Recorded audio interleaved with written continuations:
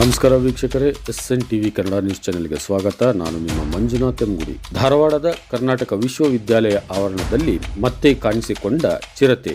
ಧಾರವಾಡದ ಕರ್ನಾಟಕ ವಿಶ್ವವಿದ್ಯಾಲಯ ಆವರಣದಲ್ಲಿ ಇಂದು ಶುಕ್ರವಾರ ಸಂಜೆ ಮತ್ತೆ ಚಿರತೆ ಕಾಣಿಸಿಕೊಂಡಿದೆ. ಕವಿವಿ ಗ್ರಂಥಾಲಯದ ಹಿಂಭಾಗದ ಪ್ರದೇಶದಿಂದ ಆಗಮಿಸಿರುವ ಕುರಿತು ಸಿಸಿಟಿವಿ ಕ್ಯಾಮೆರಾದಲ್ಲಿ ಸೆರೆಯಾಗಿದೆ. ಇದೇ ವೇಳೆ ಬೈಕ್ ಸವಾರನೊಬ್ಬ ಅದೇ ಮಾರ್ಗದ ಮೂಲಕ ತೆರಳಿದ್ದು, ಕವಿವಿ ಪಕ್ಕದ ಶಾಂಭವಿ ನಗರ ನಿವಾಸಿಗಳು ಹಳೆಯಾಳ ರಸ್ತೆಗೆ ತೆರಳಲು ಮನ್ಸೂರು ಮನಗುಂಡಿ ಜನತೆ ಅದೇ ರಸ್ತೆ ಮೇಲೆ ಸಂಚರಿಸುವುದು ಸರ್ವೇ ಸಾಮಾನ್ಯ. ಅದರಲ್ಲೂ ಶಾಂಭವಿ ನಗರ, ಗಣೇಶ್ ನಗರ, ಹನುಮಂತನಗರ, ರಾಮನಗರ, ಹತ್ತಿಕೊಳ್ಳ ಸೇರಿದಂತೆ ಸುತ್ತಮುತ್ತಲಿನ ವಿವಿಧ ಪ್ರದೇಶದ ನಿವಾಸಿಗಳಲ್ಲಿ ತೀವ್ರ ಆತಂಕ ಮನೆ ಮಾಡಿವೆ. ಈ ಹಿಂದೆಯೂ ಕೂಡ, ಅಂದರೆ 6 ತಿಂಗಳ ಹಿಂದೆ ಕೂಡ ಕವಿವಿ ಆವರಣದಲ್ಲಿ ಚಿರತೆ ಕಾಣಿಸಿಕೊಂಡಿತ್ತು.